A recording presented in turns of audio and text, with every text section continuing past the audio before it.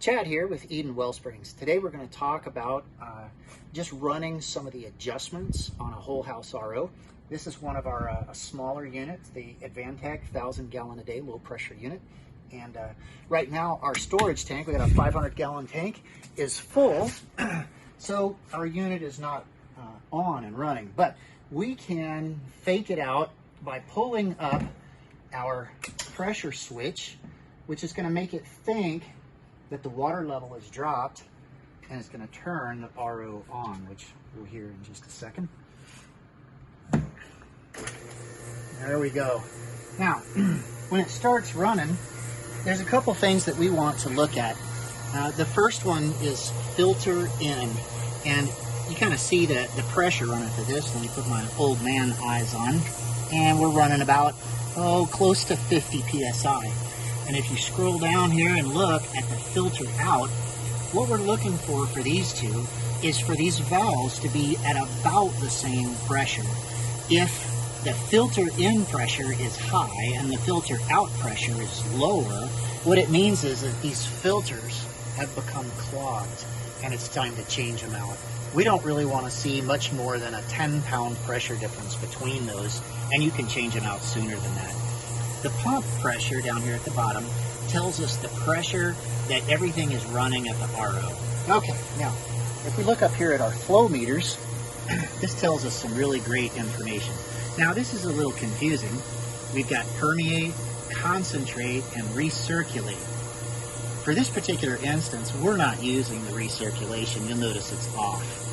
For these float gauges, you're going to read the tops of the floats. So you can see this one is sitting all the way down at the bottom. Nothing is running through the recirculator. Now, concentrate, what this really is wastewater. This is the highly mineralized water that we're throwing away. You have to have wastewater with an RO. You can reduce the amount of waste that you have by using recirculation, but right now we're not doing that because we're focused on the most amount of production that we can get. Permeate is the water that's going through the semi-permeable membrane. This is our good, clean water, our product water. So if we look at this float meter here, we're running at about half a gallon a minute if we're looking at the top of that float. And on our concentrate, which is the waste, we're at about half a gallon a minute as well. This is considered pretty good production and waste for a unit like this, a 1-to-1.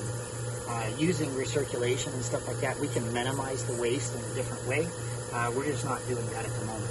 The things that you would like to look for as a customer, if you own one of these, is you want to make sure that this wastewater float, the concentrate, does not sit on the very bottom. There must be some level of water flowing through the drain in order for the RO to work.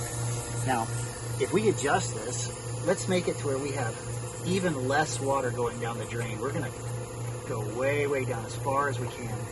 You'll notice that we get a slight bump in the production has increased just a little bit.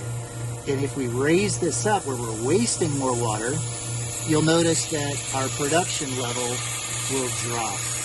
Okay?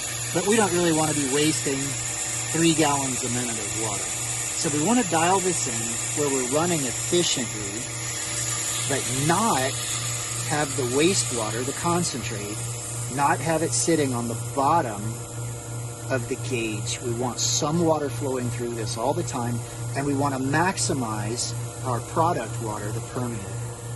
Now, there's one other feature on these, which is kind of nice. We've got a TDS meter right here. Now, these are a little slow to respond, so you kind of have to look at them over a period of 5 or 10 minutes to get good information out of them. This button says out. This is our water flowing out, and it's saying that we're at 190 ppm. We tested it inside the house, and we're actually sitting at about 20. It's going to take some time for this to adjust and read that correctly. But the incoming water, we're reading at 863. I think my handheld meter was reading this at about 1,000. So, we got a little difference here, and that's okay. But this gives us a good indication of whether the unit is working. And it's actually working better than this. Turn this back off, it will automatically turn itself off. If you look at the control panel here, there's a soft touch power button. If the power's been off for a while, you may have to actually just press your finger on it gently and it'll turn on. I'm going to mimic this. I'm going to reach up here and put this valve back in. I'm not sure if we have enough water in there for that switch to engage, so I'll fake it out. But in this float switch, when the water gets high enough, it'll raise the float switch to a position that will automatically shut the RO off. Now you'll notice that each of my gauges and all of that kind of thing shuts off. And if we look at that control box, you'll see that there's a flashing light next to the top, and it says tank full. Okay? Now, the thing that you will see from time to time is a low pressure indicator, and that would indicate that you're having difficulty getting water to the RO from the well. If you were to call us about this and you have this, you're going to need to check on your well first, make sure you've got power or things along those lines, because the water coming in to the RO beginning is not at a high enough pressure. The pump's going to create a vacuum and all kinds of problems. That's pretty much the basics on what you're going to want to do with adjustments to the RO. One thing that does happen for sure is the winter time, the cold weather is going to slow down production. You want to make sure that you still have water going out the drain. Other than that, you should be in good shape.